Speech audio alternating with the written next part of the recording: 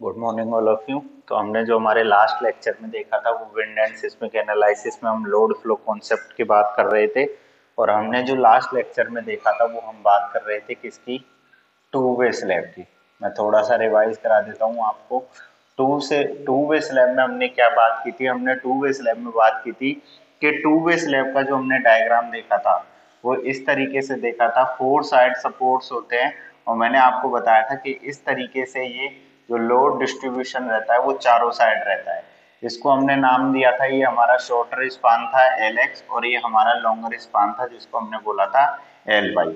और हमने इसके अंदर बात की थी कि जो एंगल बनते हैं वो सारे कितने डिग्री पे बनते हैं, 45 डिग्री पे। इन सब के लिए हमने कितने डिग्री एंगल लिए थे, 45 डिग्री सबके लिए, है ना।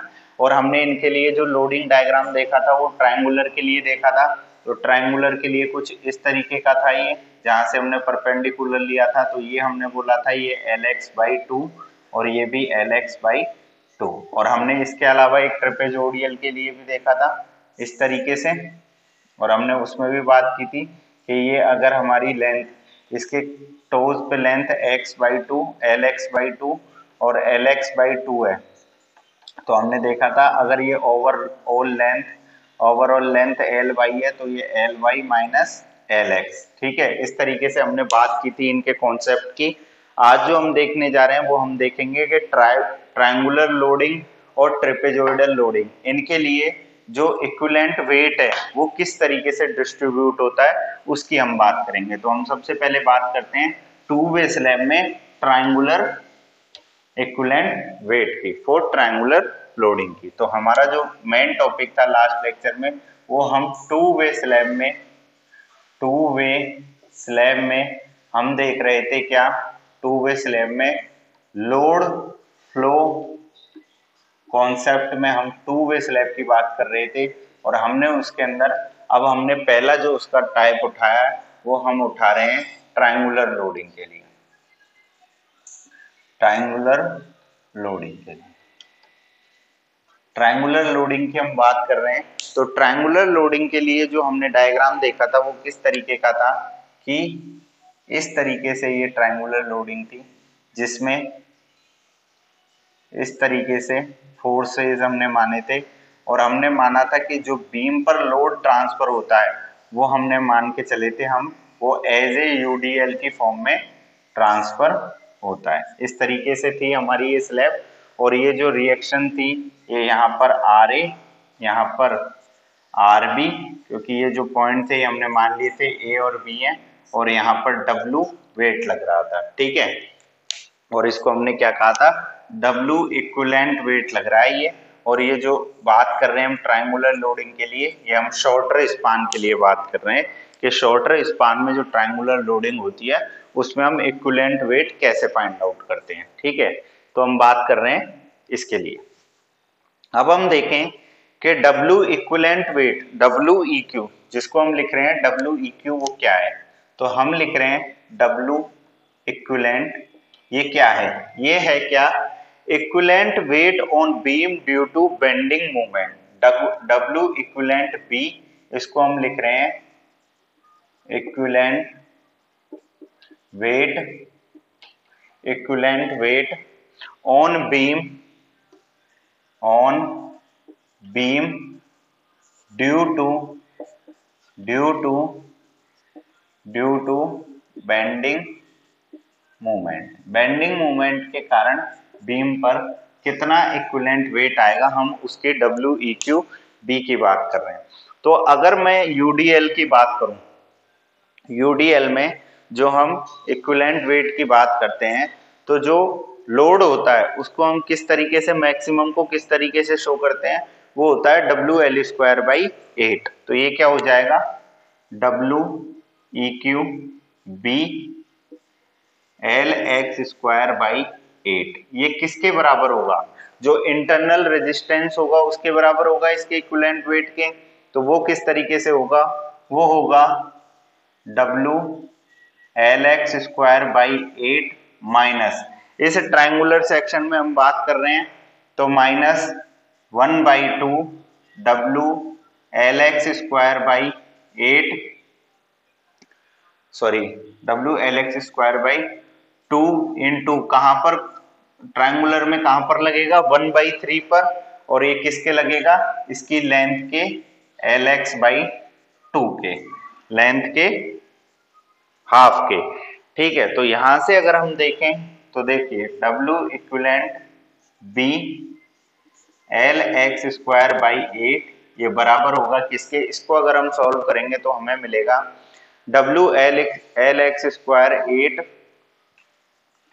W L X square by 8 minus 1/24 या W L X square by 24 इसके बराबर मिलेगा, इसके इक्विवेलेंट मिलेगा। और अगर मैं यहाँ पे इसको लिख देता हूं मैं इक्वेशन नंबर 1। अब हमने जो देखा था कि बीम पर जो लोड जाता है, बीम पर जो लोड जाता है किसी भी इंटेंसिटी का, तो वो कितना जाता है, वो जाता है W equal to Q L X by 2। हमने देखा था उसकी इंटेंसिटी को हम किससे मल्टीप्लाई करते हैं, एरिया से, और इस इक्वेशन को हम नाम दे देते हैं इक्वेशन नंबर 2। तो ये जो W Q L X by 2 लगेगा ये किस पर लग रहा है, ये लग रहा है बीम पर।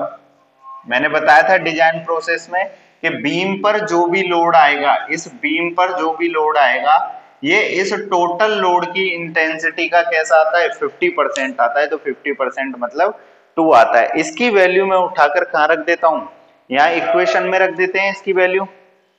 तो देखिए अगर इक्वेशन में इसकी वैल्यू रखेंगे W L X square by 2 की, तो ये इक्वेशन किस तरीके से बन जाएगी, ये बन जाएगी W E Q B L X square by 8 equal to किसके बराबर हो जाएगी, ये बराबर हो जाएगी क्यू एल एक्स बाई 2, यहां पर आ जाएगा कितना क्यू एल एक्स बाई 2 और इनटू में L X square by 8 into में L X square by 8 minus फिर वापस से डब्ल्यू की वैल्यू पुट करेंगे कितनी 1/24 bracket Q L X by 2 और वापस से किसकी वैल्यू पुट करेंगे एल एक्स स्क्वायर की, एल एक्स स्क्वायर की। तो इस तरीके से हमने जो W टोटल लोड था उसकी इंटेंसिटी का हाफ हमने क्या कर दिया, यहाँ पर पुट कर दिया। अगर मैं इस इक्वेशन को सॉल्व करूंगा आगे, तो ये इक्वेशन आगे किस तरीके से सॉल्व होगी, देखो हमें इसको रफ करना पड़ेगा थोड़ा सा, हम ऊपर से रफ कर लेते हैं इसको। हम ट्रायंगुलर लोडिंग में बात कर रहे हैं, तो हमारे पास यहाँ तक ये वैल्यू आ जाएगी। यहाँ के बाद हम क्या करेंगे, देखिए यहाँ तक जो वैल्यू आ गई उसके बाद हम क्या करेंगे, इसको सॉल्व करेंगे आगे। इसको सॉल्व कैसे करेंगे, ये आएगा W इक्विवेलेंट B, ठीक है, W equivalent B L X square by 8 L X square by 8 और ये इक्वल होगा, इसको हमें सॉल्व करना है इसको। तो इसको सॉल्व करेंगे तो क्या आएगा Q L x cube by 16 Q L x cube by 16 minus 1/48 Q L x cube, ये वैल्यू आ जाएगी हमारे पास इससे आगे। ठीक है, उसके बाद हम क्या करेंगे, उसके बाद इसमें और वैल्यू निकालेंगे W इक्विवेलेंट की। तो इसमें जो वैल्यू निकालेंगे वो कितनी आ जाएगी, वो आ जाएगी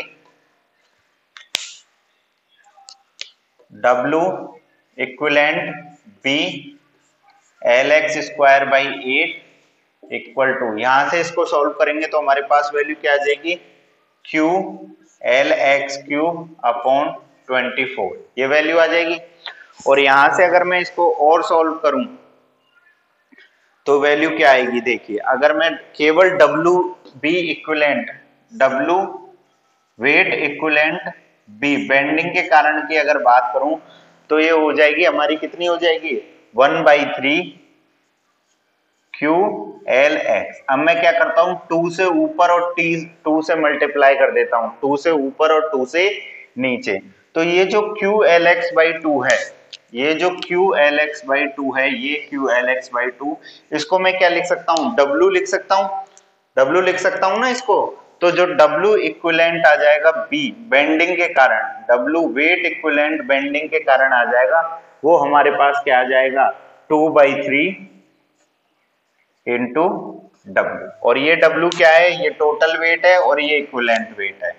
तो ये हमारे पास इक्विवेलेंट वेट आ जाएगा, बेंडिंग के कारण क्या आ जाएगा, तो इसको हम लिखेंगे, ये क्या है हमारे पास,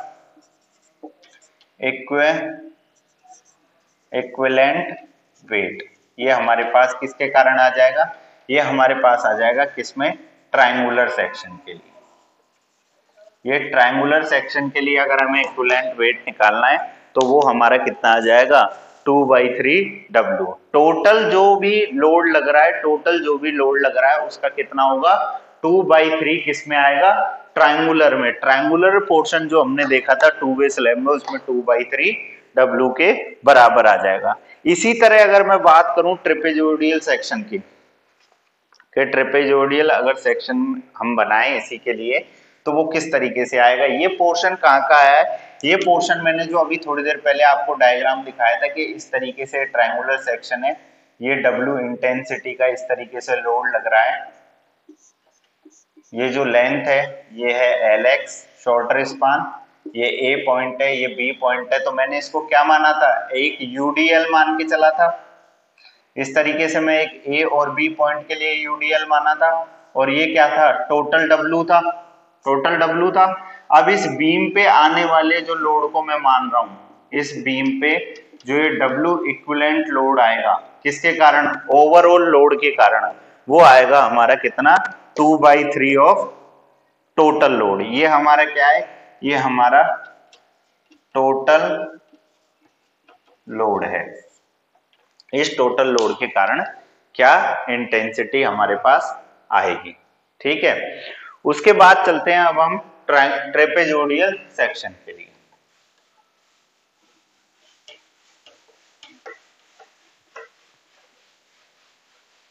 इसके बाद जो हम सेक्शन देखेंगे वो ट्रेपेजोइडल लोडिंग के लिए।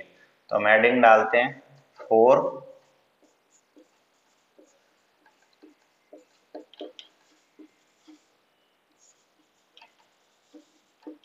टू वे स्लैब में हम लोड फ्लो कॉन्सेप्ट में ट्रेपेजोइडल लोडिंग केस के लिए हम बात कर रहे हैं। तो ट्रेपेजोइडल लोडिंग केस में जो मैंने बात की थी वो किस तरीके से बात की थी, कि इस तरीके से हमारा ट्रेपेजोइडल सेक्शन है, ठीक है। अब हमने क्या कहा था कि टोटल लोड जो W लग रहा है वो इस तरीके से 3 सेक्शन में इसको डिवाइड करेगा, ये W, ये W, ये जो यहां से लेके यहां तक है LX/2, और यहां से लेके यहां तक भी LX/2, इस तरीके से बात की थी। ओवरऑल जो लेंथ है इसकी लॉन्गर स्पान की, ये लॉन्गर स्पान में हम कंसीडर कर रहे हैं LY, तो यहां से लेके यहां तक की जो ये लेंथ है ये है LY माइनस LX, ठीक है। इस तरीके से हमने बात की थी। तो equivalent UDL for bending movement, इसमें भी हम क्या मान के चलते हैं कि इक्विवेलेंट UDL मान के चल रहे हैं बेंडिंग मूवमेंट के लिए। तो हम यहां लिखेंगे equivalent UDL for bending movement, we consider UDL for bending movement. Bending movement के लिए हम UDL कंसीडर करके चल रहे हैं। तो इसके अंदर जो वैल्यू होती है W इक्विवेलेंट वेट की, वेट इक्विवेलेंट बेंडिंग के कारण जो वैल्यू होती है इसके अंदर, वो हमें फॉर्मूला जो मिलता है वो हमें क्या मिलता है, 1 minus 1/3 alpha square, 1/3 alpha square into Q dot LX/2।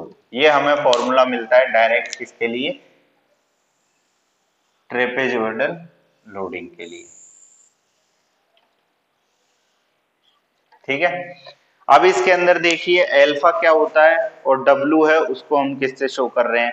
तो देखो ये जो QLX/2 है, इसको हम QLX/2 ना लिख के यहाँ पर हम इस तरीके से अगर शॉर्ट में टोटल लोड दे दे W, ये टोटल वेट है W। तो यहाँ पर जो अल्फा है हम यहाँ पर लिखेंगे वेयर जो अल्फा है, ये तो किसको शो करेगा, ये शो करेगा किसको, Ly बाई Lx को, longer span upon shorter span को। और जो W है वो किसको शो करेगा, वो करेगा इंटेंसिटी ऑफ लोडिंग के हाफ को या 50% को, जो हम बात कर रहे थे। तो ये जो इक्विवेलेंट यूडीएल मान के चल रहे हैं हम ट्रेपेजोइडल सेक्शन के लिए, तो वहां पर जो अल्फा की वैल्यू है वो तो होगी क्या, Ly बाई Lx। Ly क्या है हमारा, ये तो है हमारा क्या, लॉन्गर स्पान जो हम पहले बात कर चुके थे, और Lx क्या है हमारा, ये है हमारा शॉर्टर स्पान। और ये QLx है, ये QLx ये है intensity of load on beam, intensity of load on beam, ये पूरा, सॉरी ये केवल QLx नहीं, ये पूरे की जो वैल्यू है ये क्या है, intensity of load on beam, ये intensity of load on beam के बराबर है। तो इस तरीके से हमारा ये लोड फ्लो कॉन्सेप्ट पूरा होता है कि हम लोड फ्लो कॉन्सेप्ट में किस तरीके से टू वे स्लैब के अंदर हम ट्रेपेजोइडल और ट्रायंगुलर सेक्शन के लिए इक्विवेलेंट वेट की कैलकुलेशन करते हैं। तो ये हमने देखा कि बेंडिंग मूवमेंट के कारण जो यूडीएल लग रहा है, तो टू वे स्लैब में हमने देखा था कि this slab is supported by beam on 4 sides and this slab bending movement occurs in both direction, दोनों डायरेक्शन में बेंडिंग मूवमेंट आता है। तो हमने पहले तो बात की थी किसके लिए, फर्स्ट हमने बात की थी ट्रायंगुलर के लिए, और सेकंड हमने बात की थी किसके लिए, ट्रेपेजोइडल के लिए। और हमने इसके अंदर क्या लिख किया था कि the load on the beam supporting slab is spanning in 2 direction and UDL में बी इज्यूम। हम क्या मान के चलते हैं, बीम पे जो लोड लग रहा है वो हमारा किस तरह की फॉर्म में लग रहा है, यूडीएल की फॉर्म में लग रहा है। तो ये हमने देखा कि लोड फ्लो कॉन्सेप्ट हमारा किस तरीके से वर्क करता है। अब हम जो हमारा नेक्स्ट लेक्चर रहेगा उसमें हम देखेंगे किसके बारे में, उसके बाद हम देखेंगे कि विंड लोड कैलकुलेशन हम कैसे करते हैं IS कोड 875 1987 पार्ट 3 के अकॉर्डिंग। तो ये हमारा यहाँ तक लोड फ्लो कॉन्सेप्ट का टॉपिक आज खत्म होता है। आई होप आप लोगों को ये सब समझ आया होगा। Thank you so much.